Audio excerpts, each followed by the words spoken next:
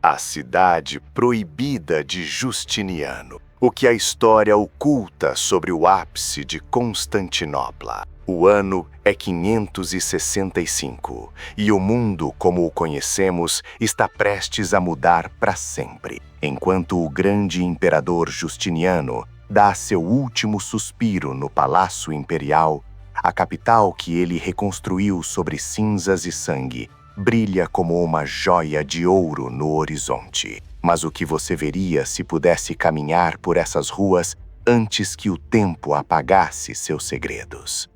O que a história oficial não te contou sobre a verdadeira face da rainha das cidades no momento exato de sua maior glória. Hoje, nós vamos atravessar os portões proibidos e descobrir por que Constantinopla era o centro gravitacional de todo o planeta. Se você acredita que o passado esconde conexões que moldam o nosso presente, deixe seu like e inscreva-se no canal O Enigma Global, porque a investigação sobre a origem do poder começa agora. Imagine que você é um viajante vindo de terras distantes, talvez um refugiado de uma Roma já em ruínas, ou um mercante buscando as riquezas do Oriente. Ao se aproximar por terra, a primeira coisa que esmaga sua percepção não é o ouro, mas o medo transformado em pedra. As muralhas teodosianas, uma barreira tripla de engenharia impossível, erguem-se diante de você como sentinelas gigantes que mantêm o caos do mundo exterior à distância. Você se aproxima do Portão Dourado, a entrada reservada para os triunfos imperiais. O mármore branco brilha tanto sobre o sol do meio-dia que fere os olhos, e as estátuas de ouro no topo parecem observar cada pecado que você carrega na alma. Os portões, pesados e revestidos de ouro puro, se abrem e você entra na maior metrópole que a humanidade já ousou construir. Você agora pisa na Mese, a espinha dorsal do Império Romano do Oriente. No início, o cenário é enganador. Você caminha por vastas áreas de fazendas e pomares dentro dos muros. Um lembrete de que esta cidade foi projetada para sobreviver a cercos de décadas. Mas conforme você avança, a densidade aumenta. O cheiro de incenso, suor e especiarias começa a preencher o ar. Você entra no Fórum de Arcádio e lá, uma coluna colossal narra batalhas esquecidas em espirais de relevos que parecem ganhar vida conforme as nuvens passam. É aqui que você percebe a escala da ambição de Justiniano.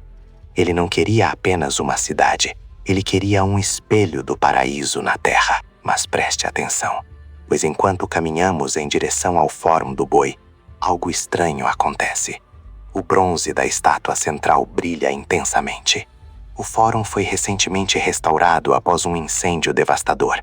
A cidade é um organismo vivo que se cura constantemente. No Fórum Amastriano, os segredos do passado pagão começam a sussurrar. Você vê templos circulares dedicados ao sol, mas as portas estão trancadas, ou as cruzes foram esculpidas sobre os antigos símbolos. O Império está em transição. O conhecimento proibido dos antigos deuses está sendo empurrado para as sombras das igrejas. E a antiga Acrópole de Bizâncio agora serve como uma pedreira para as novas e grandiosas construções cristãs. Fazemos um pequeno desvio e diante de nós surge a Igreja dos Santos Apóstolos, construída em forma de cruz por Constantino e finalizada por seus sucessores. Ela guarda os ossos daqueles que mudaram o destino espiritual do mundo. Ao lado, o Aqueduto de Valente corta a paisagem como uma veia de pedra, trazendo água de fontes situadas a 120 quilômetros de distância. Pense na logística, na geopolítica necessária para manter esse fluxo de vida funcionando, enquanto o resto da Europa mergulha nas trevas. Na ponta do aqueduto, o grande Ninfeu, onde antes estátuas de ninfas dançavam, agora filósofos e imperadores vigiam as fontes. Uma troca silenciosa de divindade por autoridade humana. Estamos chegando ao coração pulsante do enigma. De repente, o barulho de 100.000 gargantas explode no ar. Você está diante do hipódromo, uma arena de 450 metros de comprimento, onde o destino dos imperadores é decidido em corridas de quadrigas. Os azuis, os verdes, os vermelhos e os brancos não são apenas times, são facções políticas armadas. Poucos anos antes, a revolta de Nika quase transformou toda essa glória em cinzas. 30.000 pessoas foram massacradas aqui mesmo, sob as ordens de Justiniano e sua implacável imperatriz Teodora. O mármore que você pisa foi lavado com o sangue daqueles que ousaram desafiar o trono. Ao lado do hipódromo, as termas de Zeuxippos oferecem um contraste bizarro. O luxo é absoluto. Mosaicos que parecem pinturas fluidas, banhos de vapor que prometem purificar o corpo, enquanto conspirações de Estado são sussurradas nos cantos escuros. A moralidade cristã tornou os banhos mais rigorosos. Homens e mulheres agora têm horários separados. Mas o vício e a política nunca deixaram esses corredores. Saindo das termas, você vê a Magnaura, o novo Senado, um edifício que exala a autoridade de uma ordem milenar que se recusa a morrer. E então, você vira o rosto para cima, e sua alma silencia. A Hagia Sophia, a Igreja da Santa Sabedoria, não parece ter sido construída por mãos humanas. A cúpula de 33 metros de diâmetro parece flutuar em um anel de luz, como se estivesse suspensa por correntes invisíveis do próprio céu. Por dentro, o revestimento de ouro puro nas partes altas reflete cada chama de vela, transformando o interior em um universo dourado onde o tempo para.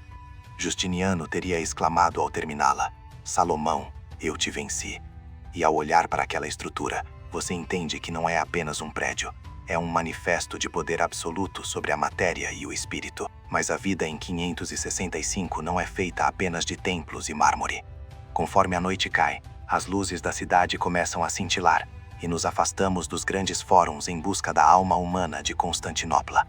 Entramos em uma das centenas de tavernas que se espalham pelos bairros mais baixos. Aqui, o vinho flui livremente. Gregos, latinos, egípcios e godos bebem juntos. A música é alta. As risadas são nervosas, pois todos sabem que a paz é uma ilusão frágil. Brindamos a saúde do imperador, mas em voz baixa, comentamos sobre a praga que assolou a cidade anos atrás e sobre os bárbaros que pressionam as fronteiras. A taverna é o único lugar onde o enigma da vida é mais simples do que a geopolítica do império. Pela manhã, após lavar o rosto em uma das fontes públicas que jorram a água trazida pelos aqueceres imperiais, você decide que é hora de partir. Mas você não sairá pelos portões de terra. Você irá pelo mar.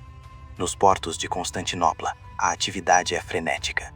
Navios trazem refugiados de uma Roma decadente que buscam a segurança da nova Roma. Enquanto seu navio se afasta do cais, você olha para trás e vê a linha do horizonte da cidade mais impressionante que já existiu.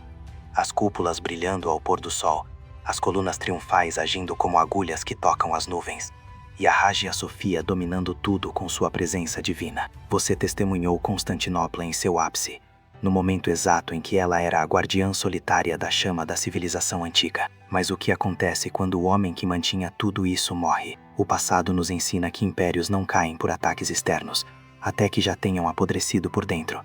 Em 565, a cidade era perfeita, mas o enigma de sua queda já estava escrito nas estrelas. Se você quer entender as forças ocultas que derrubam impérios e moldam o nosso futuro, inscreva-se no canal O Enigma Global e ative as notificações, porque a história que nos contam é apenas a superfície. A verdade está sempre escondida nas sombras. O passado nunca morre, ele apenas muda de forma, e o próximo enigma já começou.